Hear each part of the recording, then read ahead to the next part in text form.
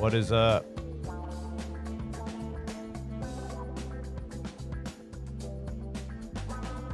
All right.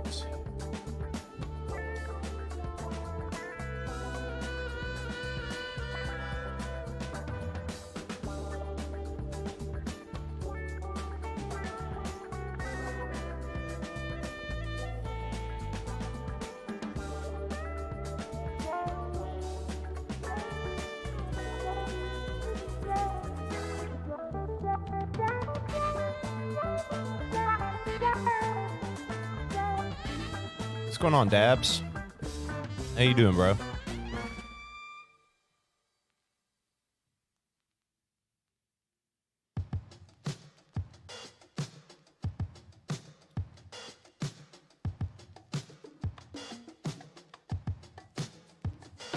All right, guys, as you're coming in, hit the like button, and if you got questions for me, go ahead and drop them in the chat. I will answer every question. I'm not good, but it's all right.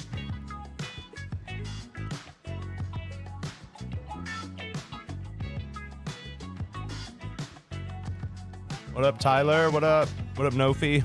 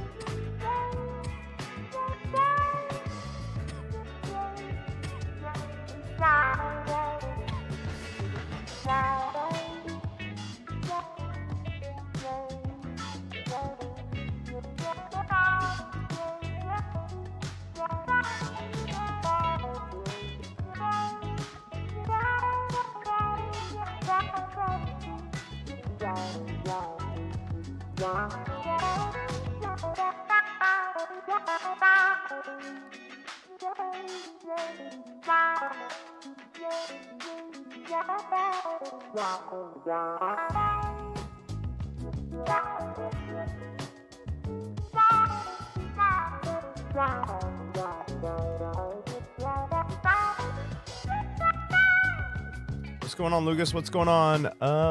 Aslan? Is it Asilhan or Aslan? Like the lion. Bring my chair up so I'm not just like hugging the floor with my ass. Guys, as you're coming in, hit the like button, and if you got any questions for me, so this is if you're new here, the first Thursday of every month, instead of like a lesson or a backing track, you get this, which is a live Q&A kind of thing where if you ask a question in the chat, you get it answered no matter what it is. Should give you a room tour. I did that in the Jerry Rig video for 2023 in my rig rundown. I did a studio tour. I did a whole like whipping around and showing you like the rehearsal area right there and my little studio area. What's this song? This is just some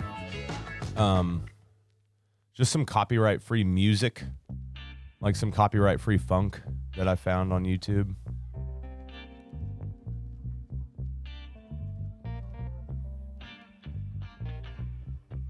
I think this is the one by Epidemic Sound, which is like a really good company, especially if like you're looking to do like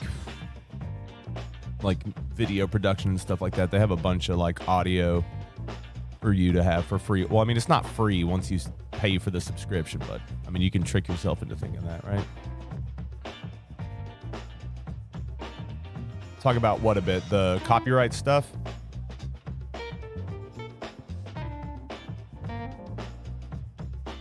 Because like there'll be times when we're like doing so like with the dead stuff, the copyright doesn't really affect it too much, just because like people know that their songs get covered a lot. The above comment.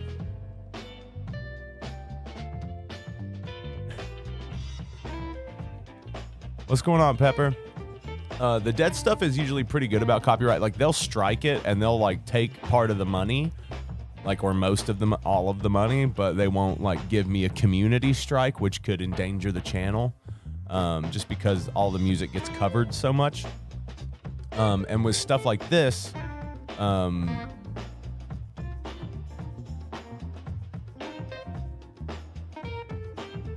comment about pedal chain order? No, I didn't see it. Type it again.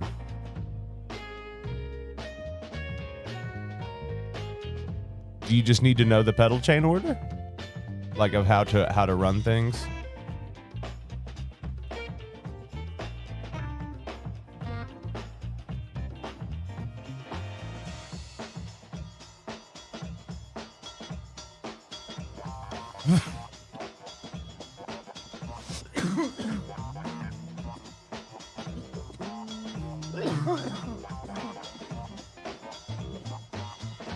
That pin fucks me up.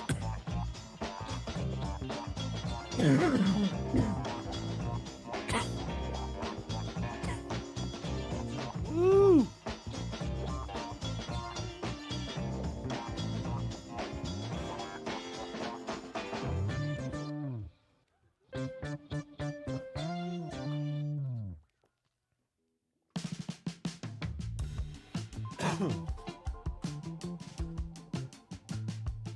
Okay, so if we're gonna do pedal chain order, what we can do is we can hold on a sec. Let me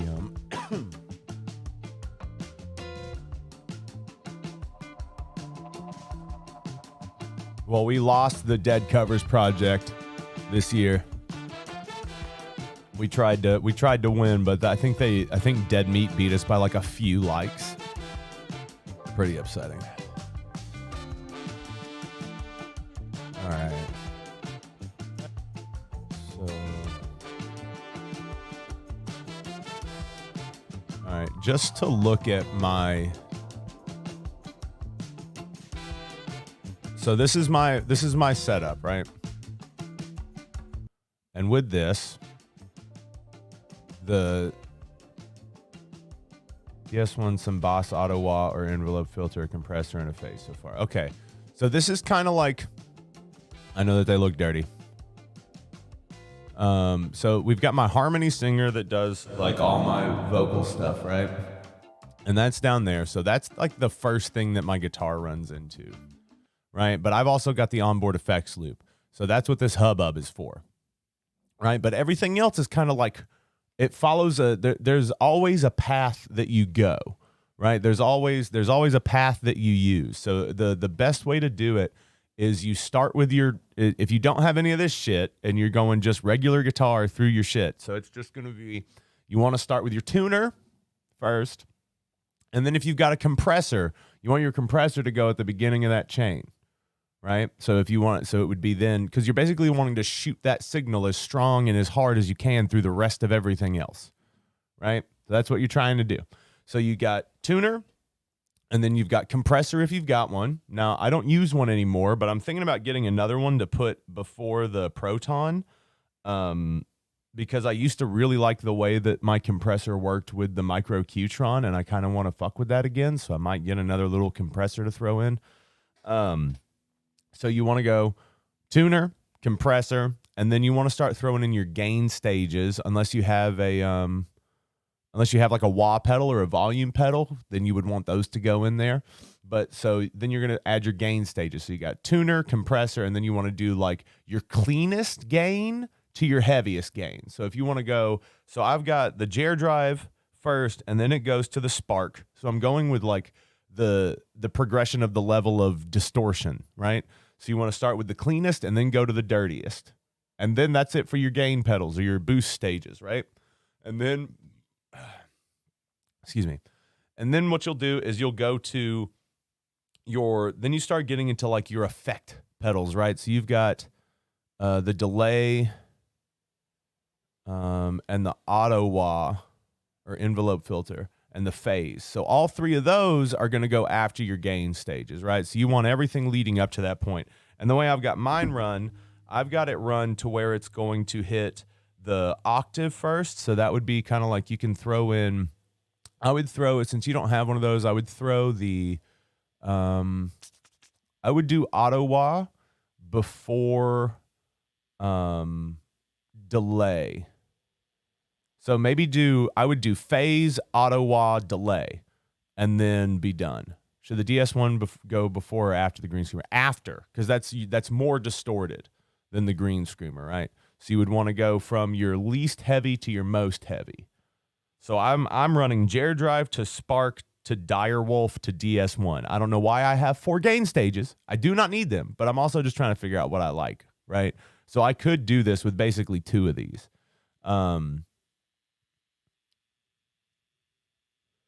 Do you really play if your pedal board isn't dirty? I mean, like, I don't know. I know some people who keep their shit pristine, like all of their stuff. I know people that'll do that. I don't have that in me because I don't have the time. Because I even had somebody was like, hey man, let's, because he works for he makes patch cables for pedals, and he was like, hey man, let's get you measured out, let's get your stuff, I will send you all this stuff to have your pedal board look really nice and clean. And I have not had the time to measure the things, like even for free stuff, even for sponsored stuff. It's been weird. You put envelope and phase before dirt. You can. It's just like that's just not the normal signal path. The normal signal path, you go from cleanest to dirtiest in your gain stages, and then from there you start adding on the effects, right? So those are like modulation effects, and you want them to go after your boost stages.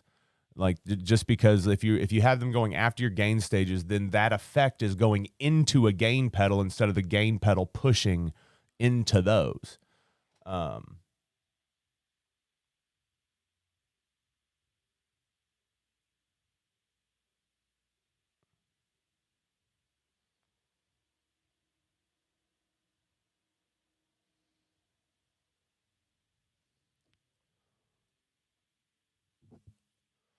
Let's see. Explain the pattern for relative major chords down the neck in your course, like A shape, E shape, E shape, or do I need to memorize each series? Oh yeah. So basically, you're doing 1-4-5 with those. That's all that is, really. So you're doing E, A, B, and what the pattern is. So there is a pattern. It doesn't matter. So if you're doing the E shape to start on your root, right?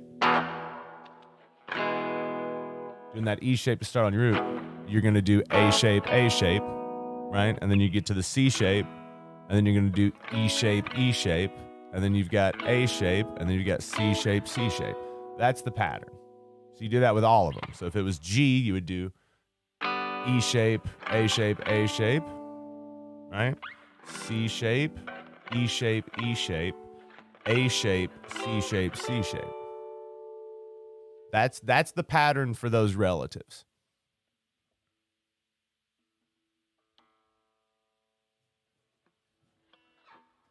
Let's see. If you haven't yet, guys, please hit the like button. It helps us out a lot. It helps other people find it. And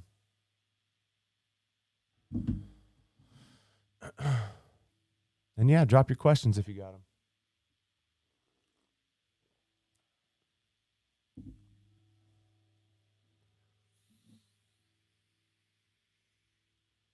And if at first you're doing those relatives and you're just trying to figure out like how things are supposed to run together, just think about the chords that you're doing too. So if you know that the relative of G, the relatives to that are C and D, right? Those immediate relatives, you know that those are the chords you're supposed to hit. So you can kind of extrapolate because you kind of know what you're supposed to look for. The patterns just the patterns are just what's there. It's like, it's just calling out what's naturally occurring, right?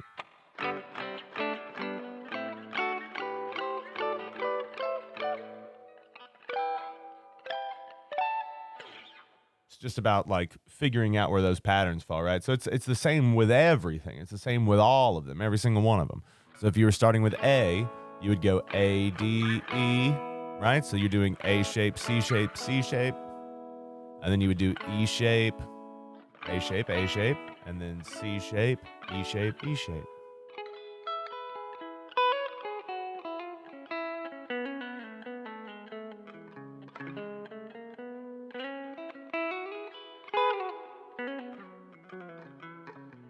What happened to the cab company I demoed? You talking about Bartlebox, Tim?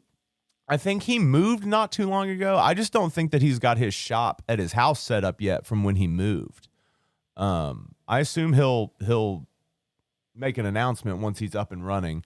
Because like he still watches the channel. He still pops in every now and again. He's still doing his thing. But, life gets in the way, so maybe he's just taking a break while he's getting settled in. Yeah, because I saw that some people had said that his site was down or not working. He's also on Instagram, so I don't know if that's the best way to get a hold of him or what. But you can reach out to him through Instagram and see what's up. Let's see. How do you connect with the double stops? Okay, so with double stops, with the double stops, I'm usually, because your double stops are kind of like part of your bob shape, right? I'm using those because, again, they're just parts of your chord. These are just notes within chord shapes, right? So if you're doing A, and I want to throw in some double stops, if I want to do like so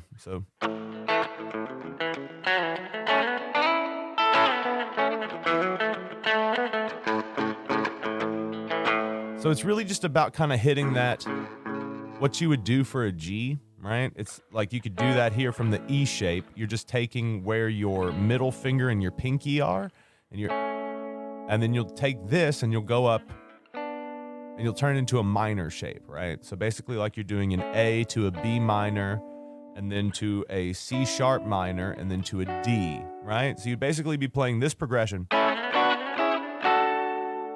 but instead of doing the entire chord, you're kind of cheating it, turning it into a double stop, and you're like,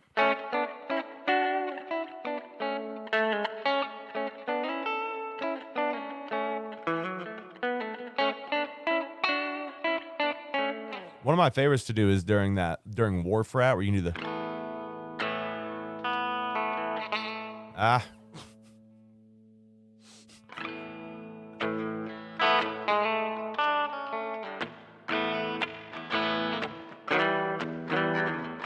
That's one of my favorite ones. It's a weird A. And I really enjoy doing so when you're doing it on like the B and E string, you're kind of taking it from the C shape of the chord, right? Oh, not having good days, but it's okay. We're here, right? So you're still following that same whole half kind of thing, but you're kind of starting on the half, going up whole.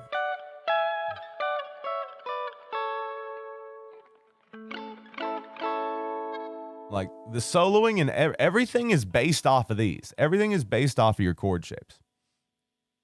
Yeah, the sixths are great. So that's when you're kind of like skipping a string in between them. And you usually start those off of an A shape or a C shape, right? So right here, if I'm doing this is E, right? Because that's off my C-shaped E.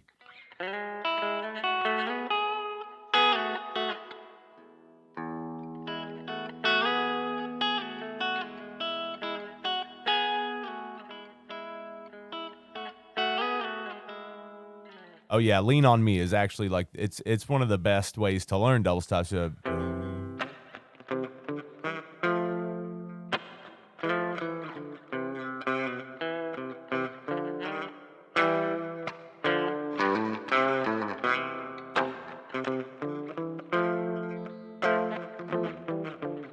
That's literally just that. It's just C to G minor to A minor. Wait, no. I'm fucking that up. Again. It's not great. So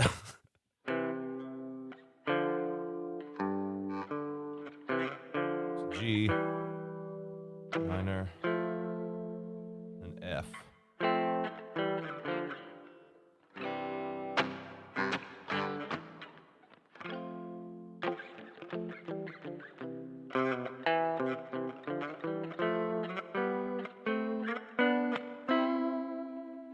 Usually after that second half step, you're going to follow that shape up. So it would be, and you would take this shape up a whole step, and you would continue on with the pattern.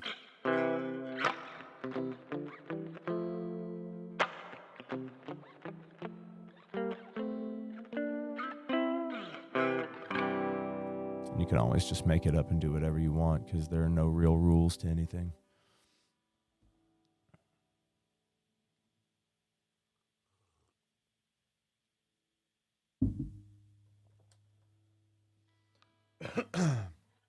And so, like, I also add in a lot of sixths when I'm soloing. I don't know what's going on with my tuner. Or not my tuner, but my ditto.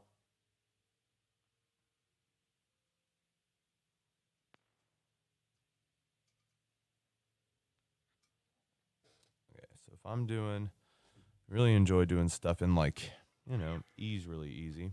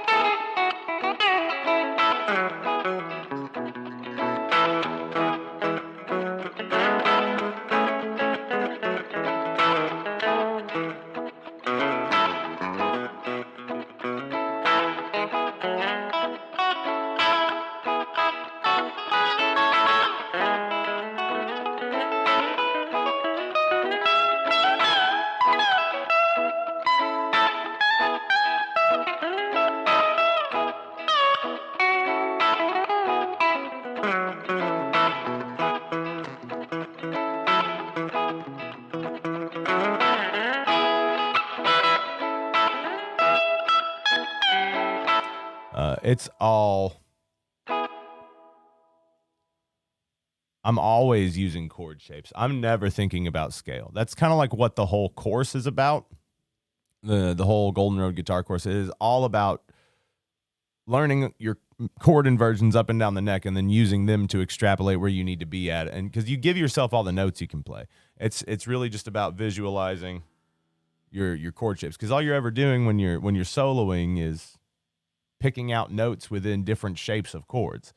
That's all it ever is. And the scale is just the way to put all that in a box, right? When you don't have to do that, like, because most of the time when people learn scales and modes and stuff, they do it one way. They do it one way and they do it backwards. They do it one way and they do it backwards. They seldom will skip around or move themselves into different areas, right? That's when you have these people that just get caught in ruts because they'll run these scales and stuff over and over and over again, and that's all they can see when it comes time to take a solo, instead of like actually adding in like your chord voicings and stuff to kind of like add, you know, volume or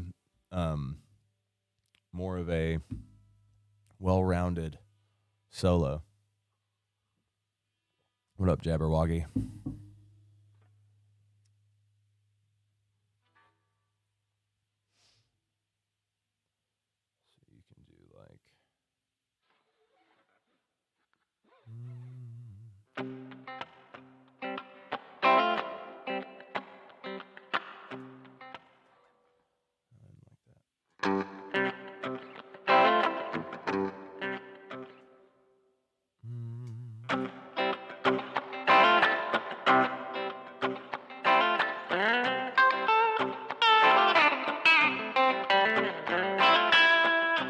So the idea is to like just move yourself around, right? So this is in C to F, F, C. And then so you've got this C, you got this C, you got this C, and then everything starts back over, right? So you just know that those are the areas you can hit, and I see them. I always see the chords on the neck, right? So.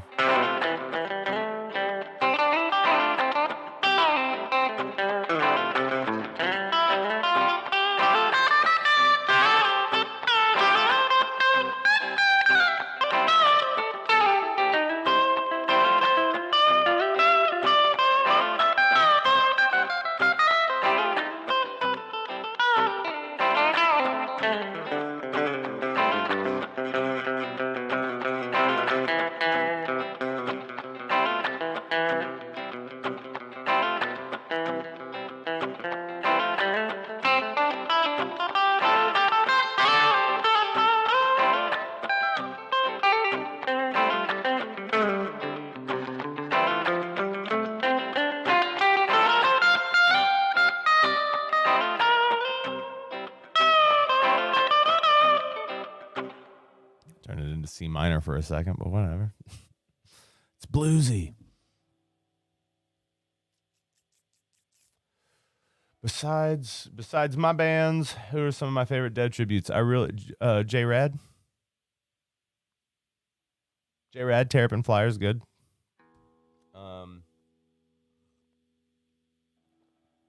Let's see. Yeah. Those are probably the two I like.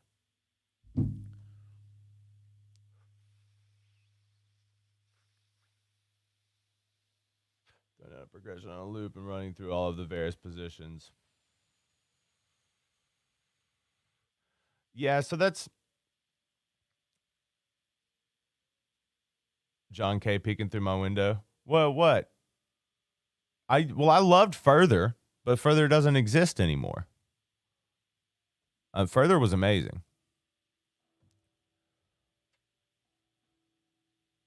Yeah, the key changes are fun if you follow them along and stuff. So like I do it's caged but simplified because I don't fuck with D or G.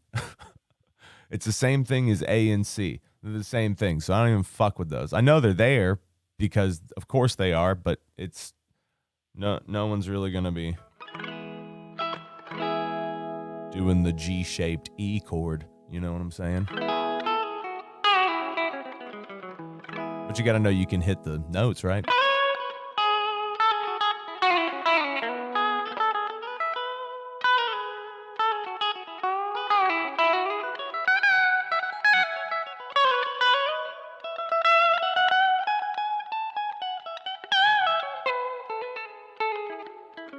Of course yours is your favorite, JoJo. That's the way it's supposed to be. Of course mine are my favorites.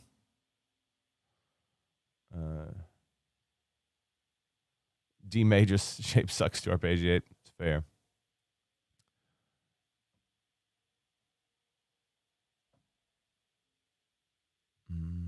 What do you do when you feel like you have plateau in playing, or maybe get? Okay, I'm sorry, I missed that.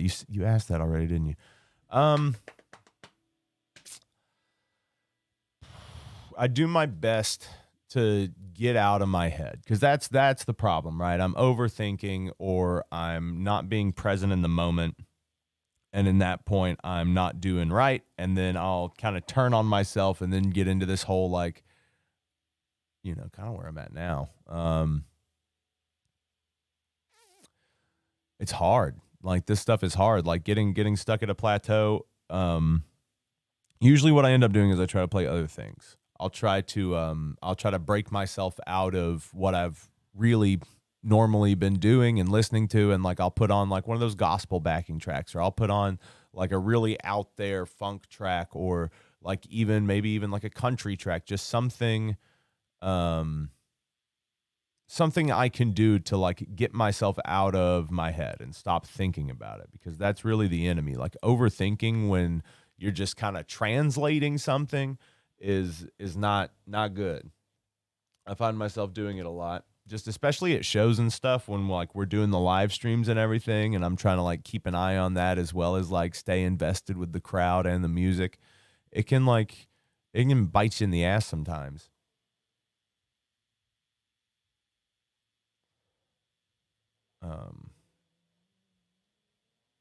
But it's gotta be something different, like something else to like spark it back in you.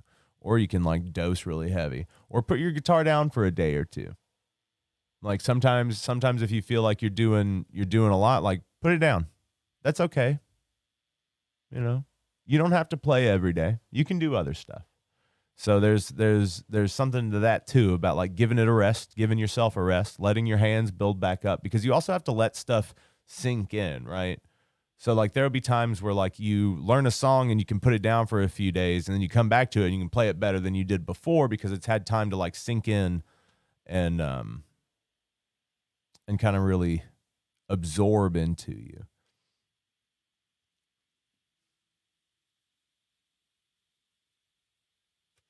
What's going on, Calf?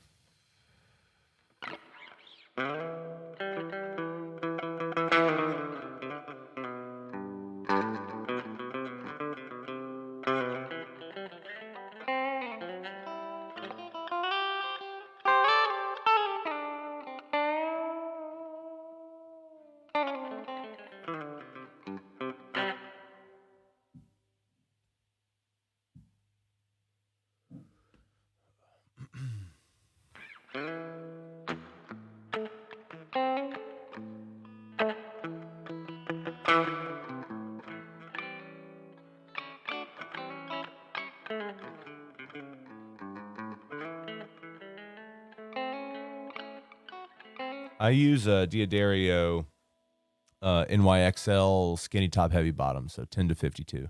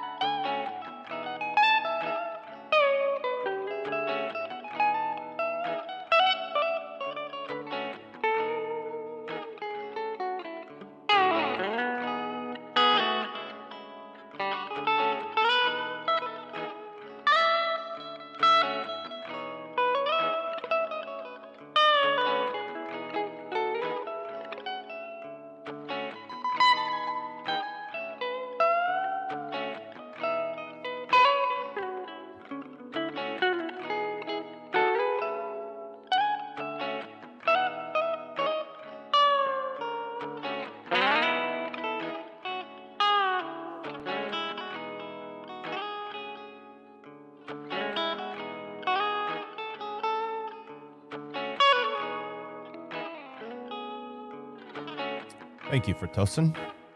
Let's see.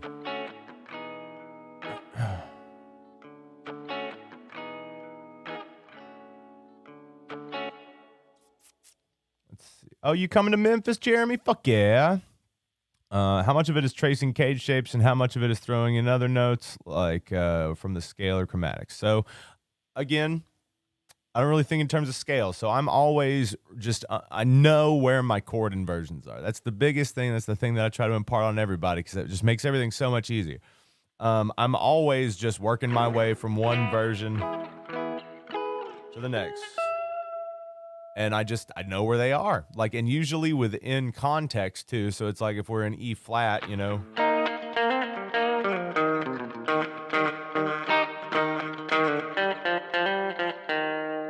You can kind of find your way there, usually just through context, right? So I knew from this, the A-shaped E flat, how to work my way back and forward. That's why anchor points are so important when you're learning your chord inversions. When you come up with your anchor point, and I talk about this in the course, finding your anchor points, like for for every chord, you should have an inversion of it that you can get to pretty fast and pretty easy. There's one that you should know for every single one of them. And from there, once you figure out the pattern, you can just work your way between them effortlessly because you know the pattern. Your fingers know the pattern of the chord inversions, right? It knows that, to work your way back and forward.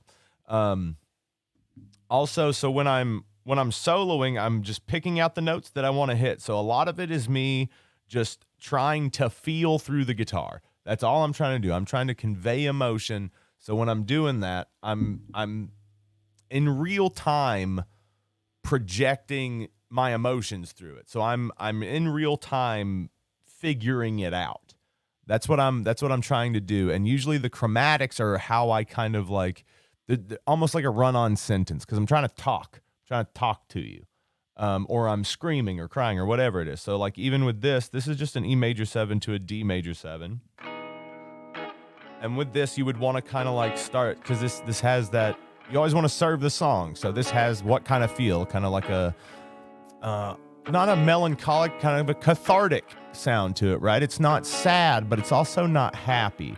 So there's this kind of like, almost kind of like a longing to it, right? So you want that to come through when you're playing. You got to put yourself in that position to be able to do that. So.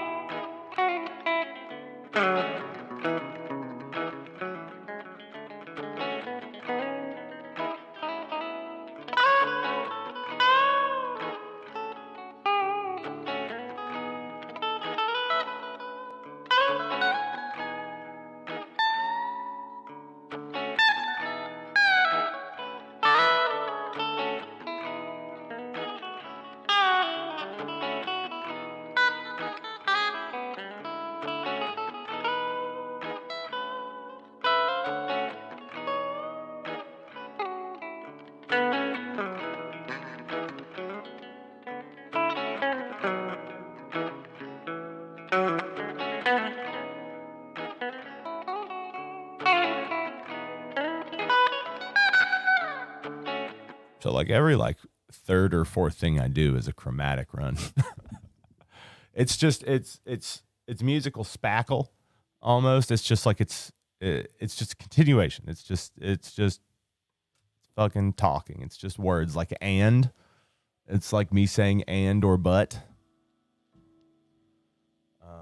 Of the key or following the chord progressions with the chord tone shape or both. Definitely both. It all depends on the song, right? So in some songs you can't not play with the changes, right? Because they're kind of like, they're like absolute changes. They're not like a relative change. They're more of like an abrupt thing, especially if you're doing like something that's not quite as relative as like, so you would do like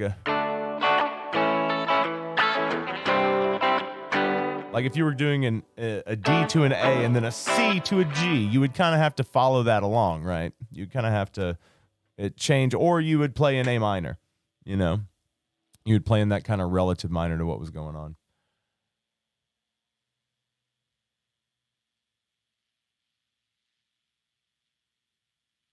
Let's see.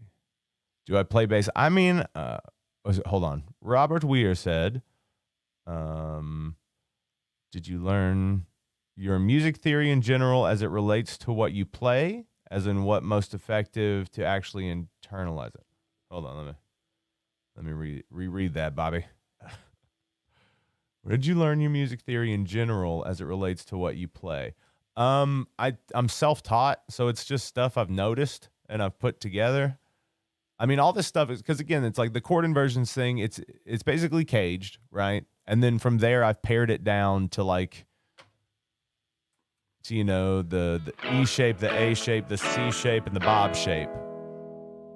That's kind of what I boiled it down to. And I've learned to like, it was really me putting it together of like, okay, well, I want to start soloing. So it's like, I know that I've got this E right here.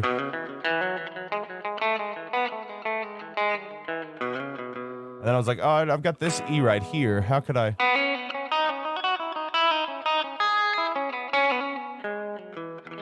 I was like, okay, cool. And I know I've got this bob shape E right here, and I can. And I was like, oh shit, I'm in that A shaped E right there.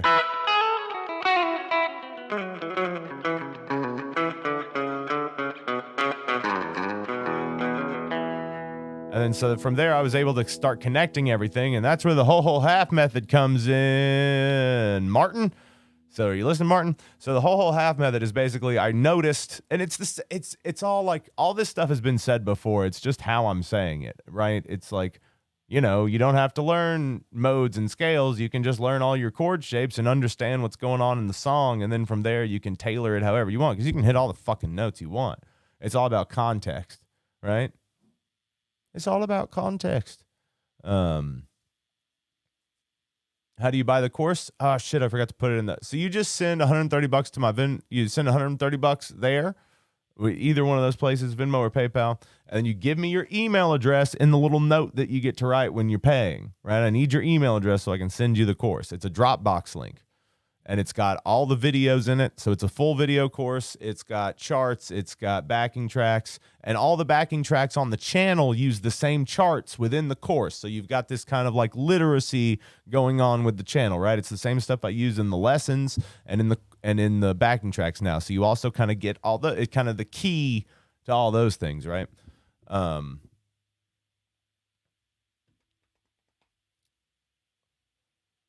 see. You just feel it's hard sometimes to stick things in your head when you're learning. Yeah, that's why it's super important to really drive this shit home. That's why you can't really, when you're learning these chord inversions and stuff, it's not good to give yourself a day off. It's like really good to just sit there and run your so in the course I teach you something called the EAB progression, and it's just you're hitting all the E's, A's, and B's, but you don't really have to lift your hand off the fretboard.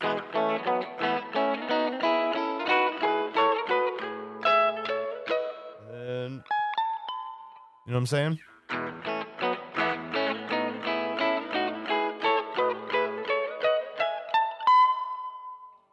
And then you would work your way back.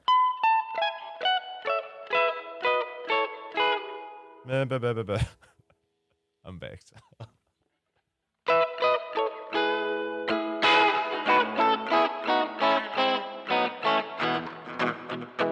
And see, that's why it's important to practice.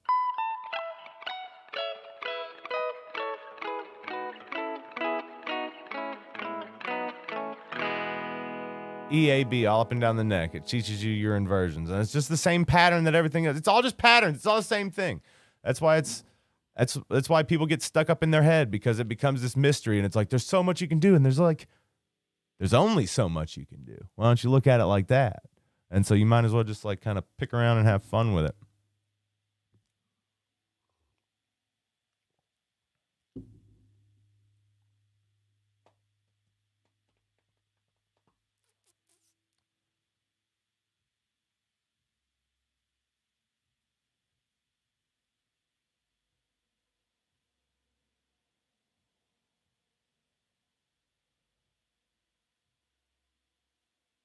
Rain Man Davey.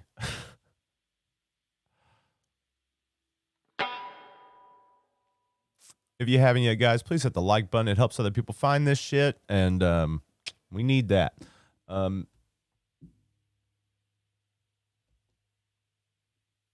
John, thank you. Thank you for the tip, man. That's awesome. You ever get a chance to check out some of Moon Alice?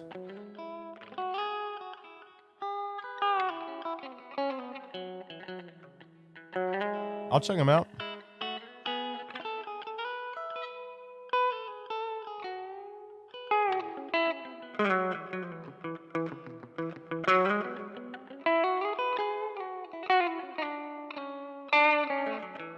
I'm excited to play music for y'all tomorrow night. I haven't been able to do the live chillin' jams, and I've missed that. I've missed y'all.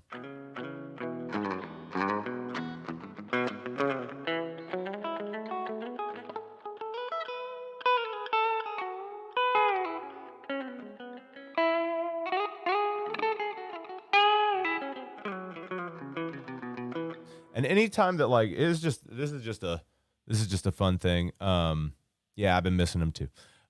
Anytime that you're in like a 7 progression, anything that uses like a 7 chord, not a major 7 or a minor 7, a 7, like an A7 or a G7, any of that stuff, I really love. I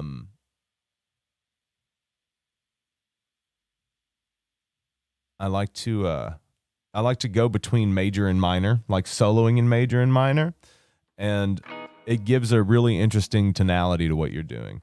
So if you're doing so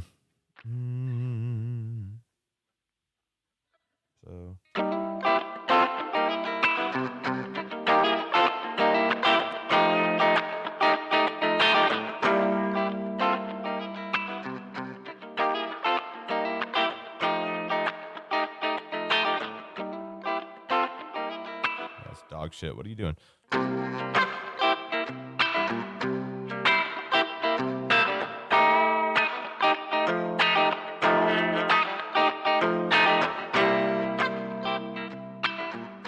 All right, so that's a C7.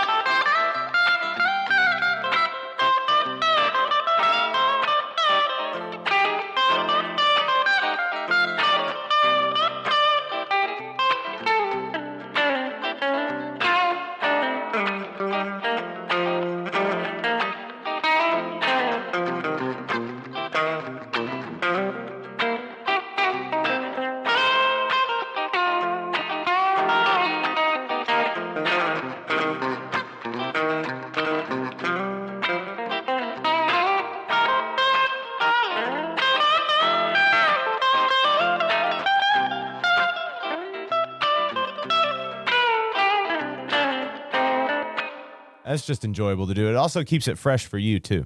That's also one thing you got to do is you got to keep that progression going. So like if you're getting bored with something, just change it up. Try something different. Try something wild, and you might find something that you like. Like maybe pause for a second where you wouldn't pause, and then pick up in a spot that you wouldn't have picked up before.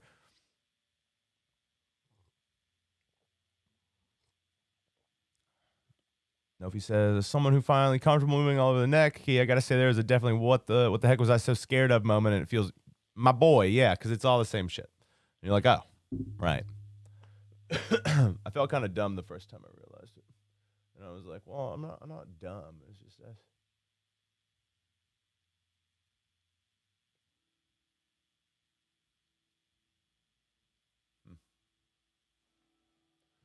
Let's see. Any tips? Spice up rhythm playing. You want to channel that Big Bobby energy.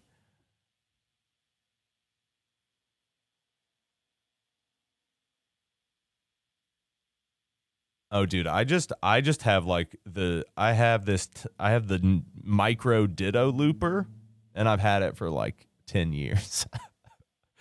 And it hasn't really fucked up at all. Spice up rhythm playing. It's just about chord inversions. That's it. And like, really kind of playing with like how you're strumming, right? So when you're doing something, so let's just take that jam on, take the jam on, eyes, right? So you've got, and then B minor to A.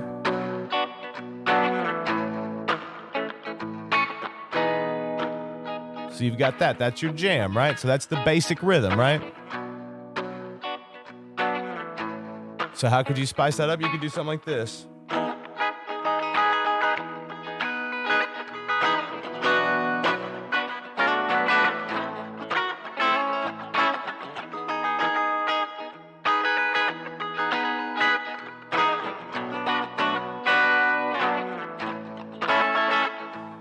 Because like with things like that, you're kind of just trying to, especially with rhythm, you're trying to support, right? You're trying to build up. So don't necessarily think about what Bob would do. Just try to build that song up so you can, especially if you're doing rhythm and you're supporting someone who's soloing, Your job at that point is to lift. Your job at that point is to like be the vehicle for the whoever the lead tone is to like do the best they can, right? You're all trying to help each other serve the song. And if the song's going to a peak, you want to help as much as you can, right? So like there are ways, like especially if the drummer's doing something nice, you can do that.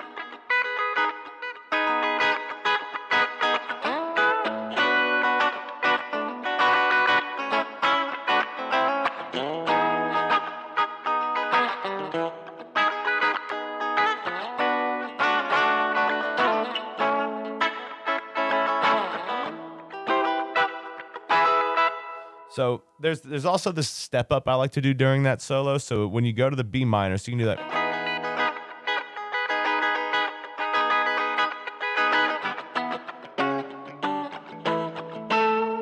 So I'm doing a walk up from B minor to C sharp minor to D to E to A. That's what I'm doing for that part.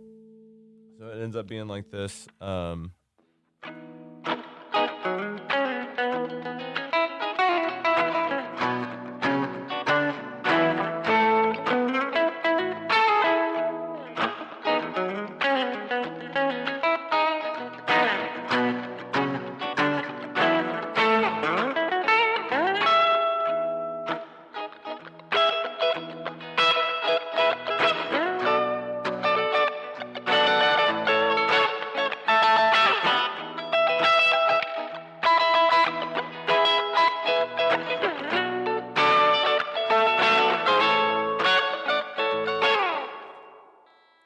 So just start thinking about different areas where you can kind of like come in like that. But again, main point is to build it up. So,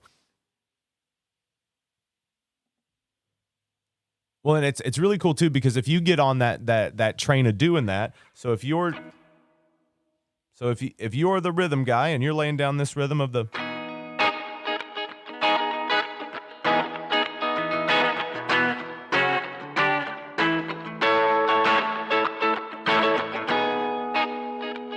and then you've got your lead player who's coming in.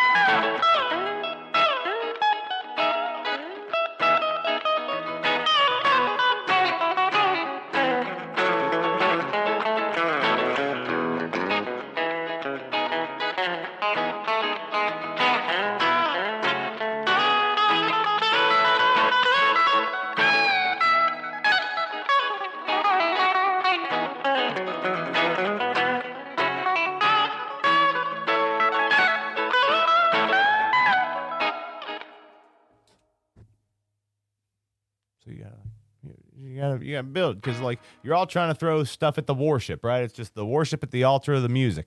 So it's just like you're just trying to fucking get big and shit. So it's for everybody. So, when you do that for them, they'll do that for you.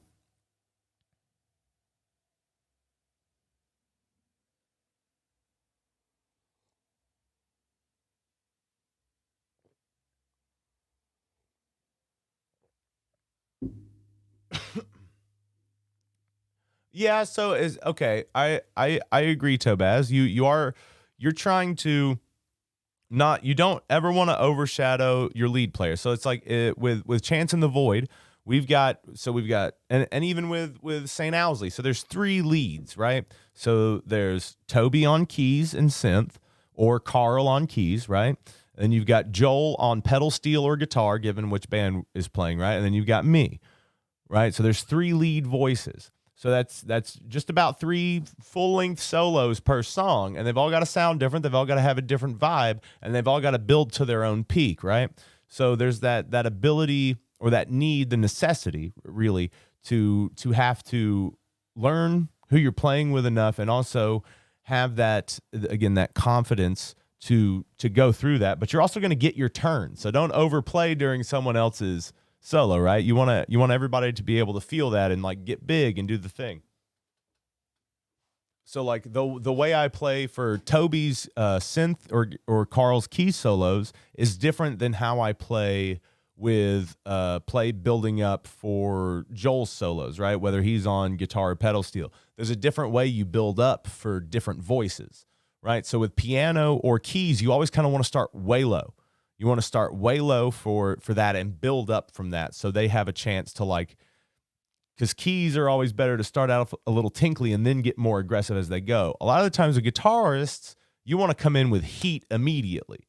Now, it depends, though. If they want it to come down, they'll kind of give you like a hand to bring it down or like whatever. But there's always a way to like give everybody what they're looking for and take care of everybody.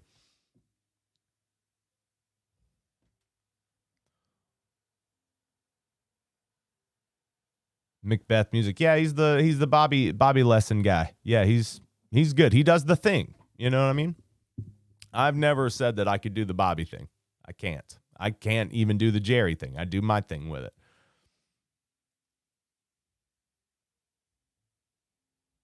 Visa Thief. I mean, it's always there. All you got to do is send $130 there with your email address, and then you get it. Been using a chromatic walk-up on minor chord that you've recommended. Yeah.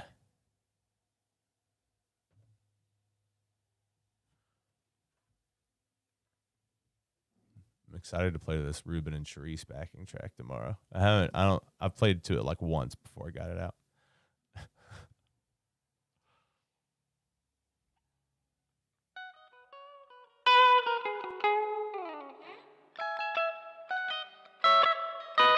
And like pick attack is really important with your playing, and no matter what you're doing, you're like your ability to hit your notes soft or hard. Like if you're one of those people that hits all your notes with the same volume, you know who you are. Calm down. You don't have to do that. You can hit them. The best practice for that is to hit it as light as you can, to go as hard as you can, and then soft again.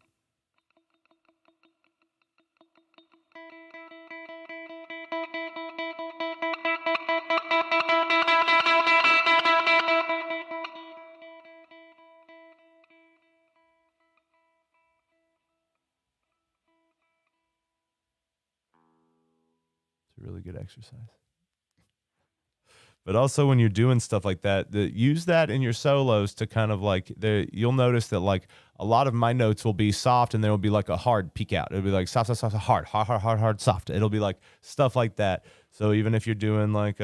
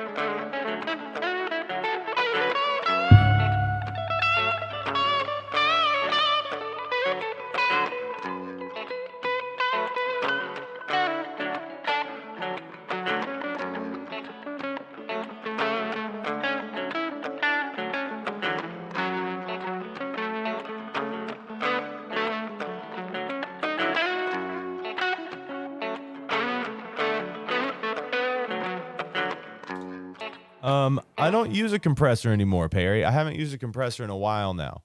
I still think like I like it when people use them.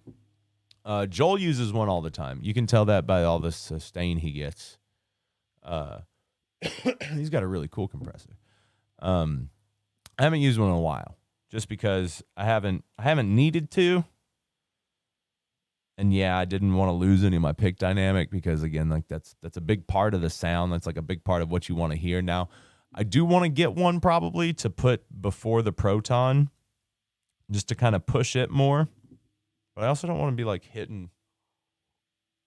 I want to get one of those kind of patch bays where I can like have all my pedals run into it, and I just kind of hit a single thing to hit a couple of them.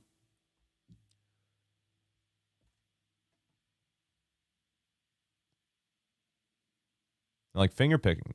Yeah, it's cool. I was never like a huge finger picker. I can do a little bit. I'm not great.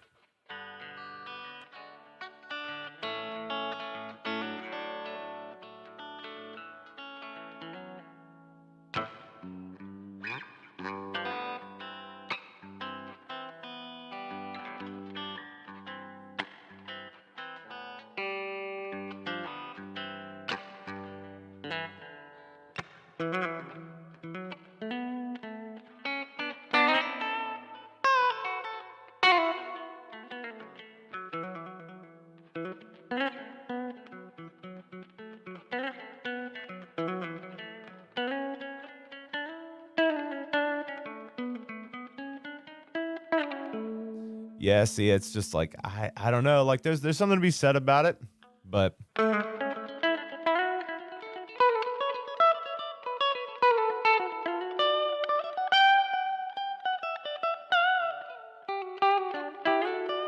everybody's got their strengths. You know what I mean?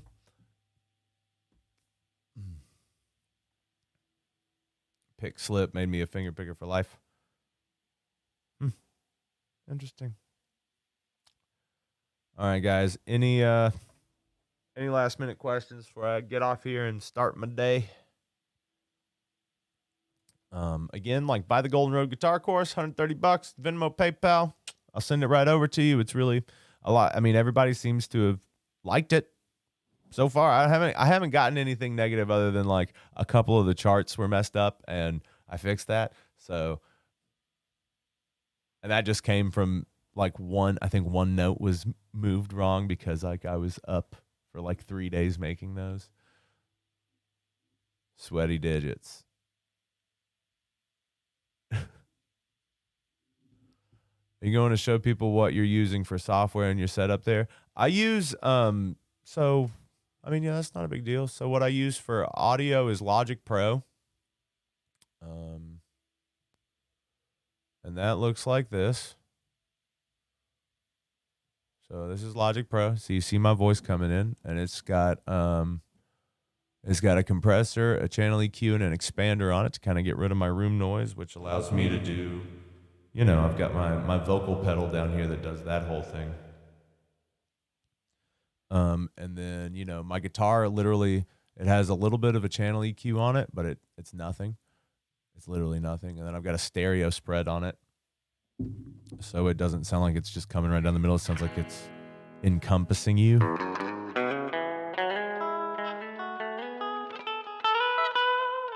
And then for streaming software, it's just Streamlabs.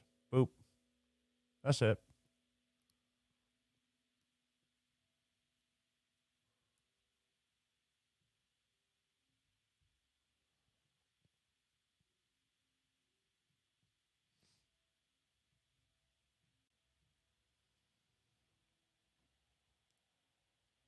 A singing vid? Like about what? What do you mean?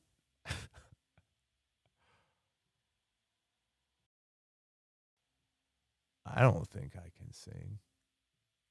So how to sing? I don't think I could. I mean, maybe we could get Joel to do a video on how to sing. But then that might just make people feel bad because not everybody can sing like Joel.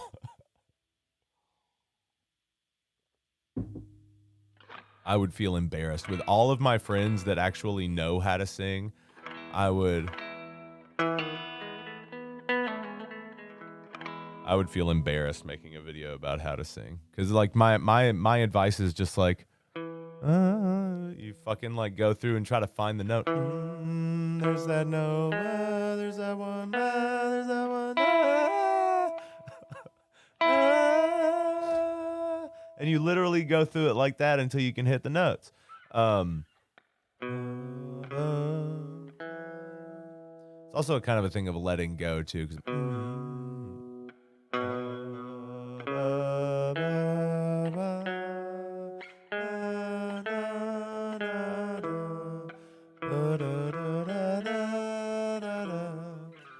and then just start trying to play your favorite songs, but like figuring out how to hit those notes, especially with like trying to put like some force behind them.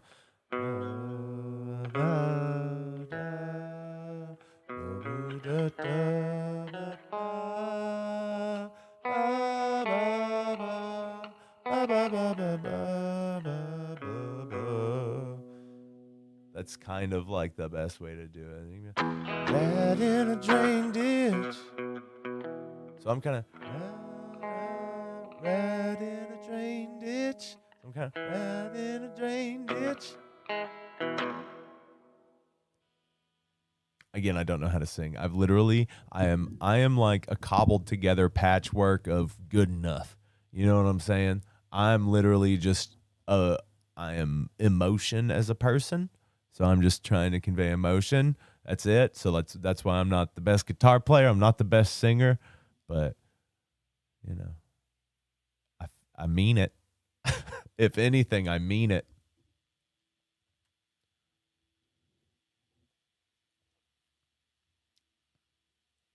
Karaoke taught you how to sing.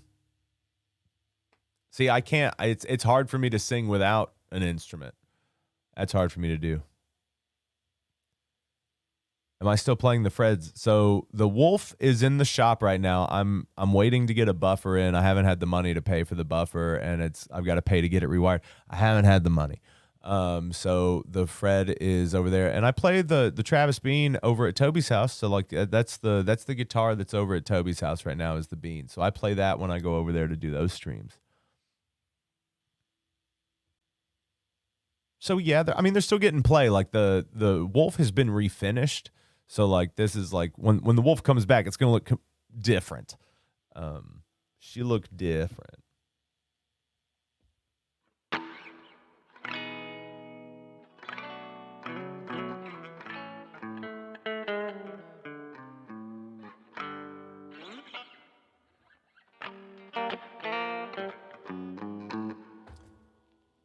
All right.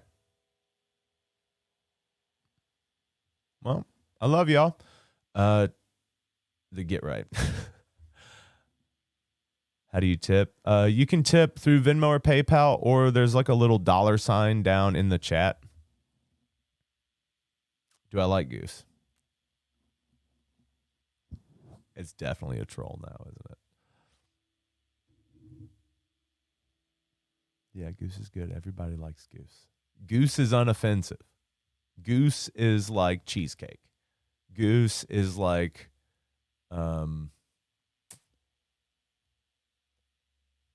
yeah.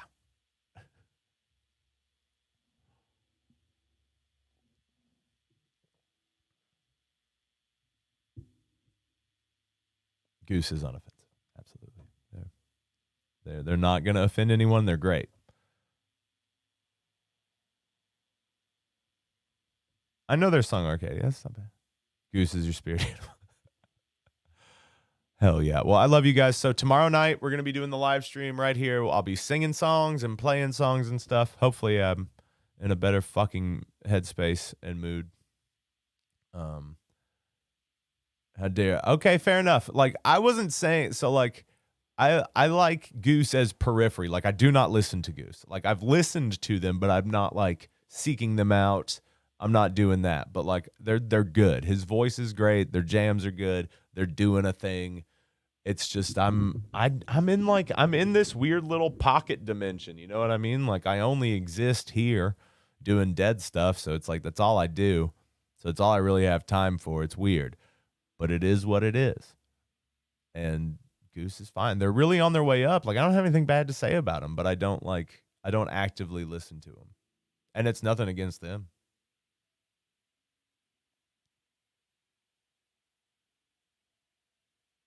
Feel that way about the Disco Biscuits. Now, they're just trash. I have never liked the Disco Biscuits. Houston loves them.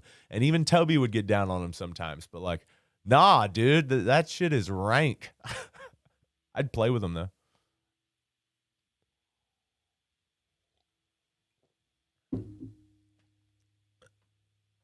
Dude, I mean, some of their grooves were okay. Some of the jams were okay. But goddamn. It does feel like a rave. Absolutely.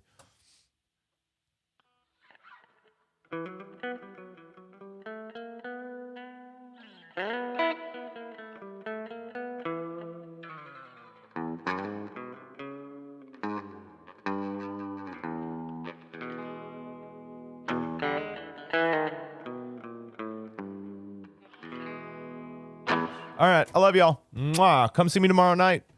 And then podcast on Saturday. Like, everything's on track. Am I coming to New York at all? We're working on it. Our booking agent. So right now we're kind of like chilling around the Southeast. Here are our show dates coming up. So we're the 11th. We're at Growlers in Memphis. And then we're at the Basement on April Fool's Day in Nashville. We're at the Revival Festival in Pikeville on the 15th. Or I think we're playing on it's a festival. It's a 3-day festival. So if you're going to be there, we'll be there playing. We're at Nectar's in Nashville on 420. 421, we're here in Chattanooga at the Barrel House. 422, we're at the Wing Cafe in Marietta. And then May 6th, we're at Cahaba Brewing in Birmingham. May 20th, we're at the Lily Pad Hop Yard Brewery in Lansing. Skipping a month. We're trying to get some stuff in June, but we've got July. We've got the Nick in Birmingham. That place is dope. They don't close, so it's like that'll be fun. Let's see, the 7/13 we're at Cheekwood Estates in Nashville, which is crazy. We're at Nectar's in Nashville. That next week and a half after that, and then the week after that we're back in Nashville at 3rd and Lindsley. So it's a lot of Nashville shit, it seems. Maybe too much right there. That's a lot of Nashville, but we'll just have to make them all really different shows.